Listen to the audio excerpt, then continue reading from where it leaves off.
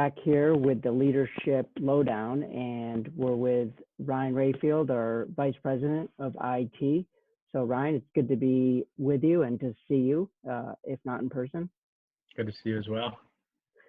Excellent, excellent. So we're all stuck in our homes. It's been 8+ weeks now, and just can you share with us a little bit what your personal situation is? Where are you, and how's it going? Sure. So I'm here with my wife and 2 kids up in central New Jersey. We feel really fortunate to have a lot of space up here. We rent an old farmhouse on a working farm. So we've got a lot of different animals running around. If nothing else, they'll provide a nice Zoom background. We've got peacocks, sheep, goats, and so forth. So it's a lot of space to be able to run around in. Well, it sounds like you're fortunate, and in reality, our tech team tends to work pretty remotely anyway. So to a degree, tech is probably the least impacted by this, but also the most important in terms of coming back to where we were before and adapting to a current situation. Can you tell us a little bit about sort of how US Squash approaches technology and what Club Locker is? And, if we can get the Cliff Notes version, I know we're going to record another sort of more in-depth session about, how US Squash is approaching technology and the future for that, which people can click on if they want to go deep. But just give us the high level about Club Locker and technology at US Squash. Sure. About 7 years ago, we got together and we had an opportunity to think differently about how we wanted to approach technology.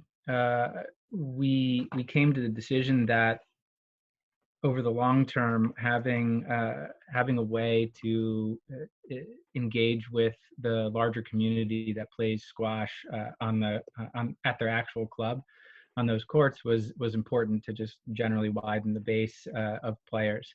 So we began with creating a best-in-class reservation system, and had subsequently integrated everything that we do into the software, from tournaments, leagues, ladders, boxes, ratings, rankings, live scoring, and so on.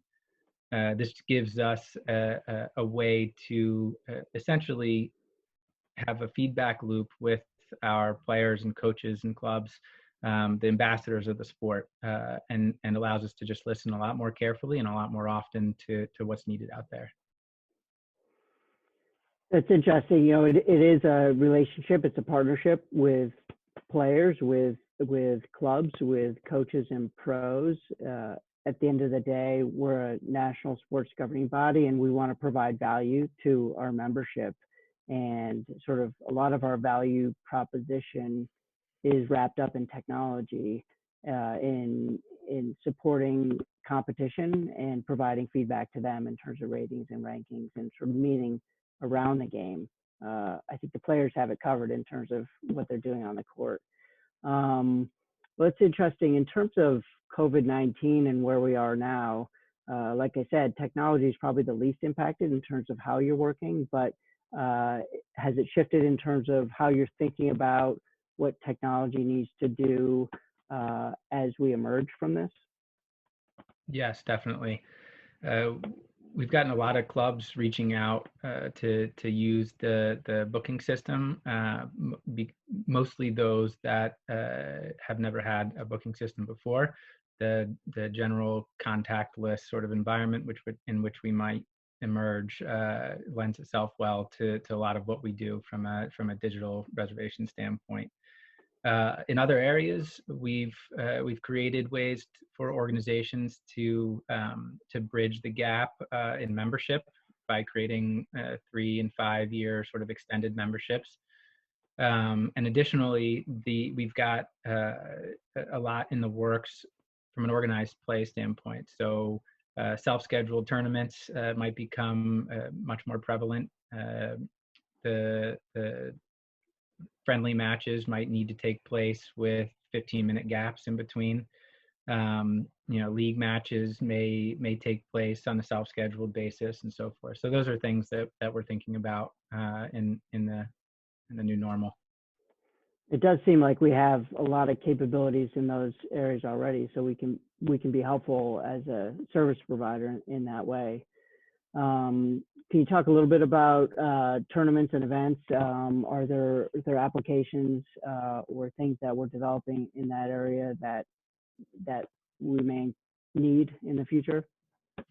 Yeah, the most important one to note is our streaming and recording capabilities. So we're building out ways for users and players to share pretty much any match that they have, whether it be a friendly or a tournament or league, box, ladder match. Uh, so we're creating the back end infrastructure to be able to manage all of those media files, whether they be a live scored match that was not streamed, or one at a much higher level event where all 14 courts say are streamed at a specific facility. I think being able to view those on your profile, be able to share them with friends and family, will help in the world we come back to, where not as many fans may be able to watch live, in venue. So that should be a benefit that members look forward to. Before we get off the idea of 3 and 5 year memberships, this is sort of a direct appeal for members to take advantage of the discounts, but also show their support for U.S. squash and our ability to sustain and continue the development that we've done as a sport. Interestingly, we've had 12% year-over-year growth in revenue in membership over the last 4 years, which is serious growth. And we, I think, have, if not the lowest, one of the lowest lapse rates of membership of any national sports governing body, which is really sort of the Achilles heel of governing bodies, providing value to their members and keeping them on board. And so big credit to our technology and providing valuable services that people are willing to pay for, and also keeping them on board. So that's fantastic. I know a lot of what Club Locker does and our technology does is make it easier for tournament directors and clubs to do what they need to do in support of the sport. We, of course, are opening our own facility, the Specter Center, later this year. Can you talk just a little bit about what development is going on in that context, or how that might benefit the community overall? Yeah, we're really excited about that project. We're our own largest customer, and being able to create the systems with enough efficiencies that we can run a center the size and complexity of the Specter Center will be a major accomplishment, and I think we're well on our way, and if not there. So we're excited. I've been speaking with managers at the Specter Center on additional features and functionality that may be needed. But ultimately, being able to automate the payment aspects of membership and of reservations and clinics and lessons, I think will create a lot less work for the admins of the center. It's fantastic. And I know in terms, you mentioned the streaming and the capabilities of that, being able to stream courts recorded to profiles and things like that. But also on the other end, in the physical location, U.S. Squash's emphasis on safe sport and knowing who's trained and who's not, who's in the facility and who isn't. One can imagine that'll be helpful in the era of post-COVID-19 as well, which is all on our minds right now. So, thanks for joining us. I wanted to thank you also just for taking what was really a vision and turning it into a reality over the last 6 or 7 years. You've taken real ownership, and you've got a strong team. You've built a strong team. I know it's not just you, but you've really done amazing work. So I want to thank you and keep it up. And I look forward to actually seeing you in person sometime soon. You as well. Thank you for the opportunity. All right. Take care, Ryan. Talk to you soon. Take care. Bye now.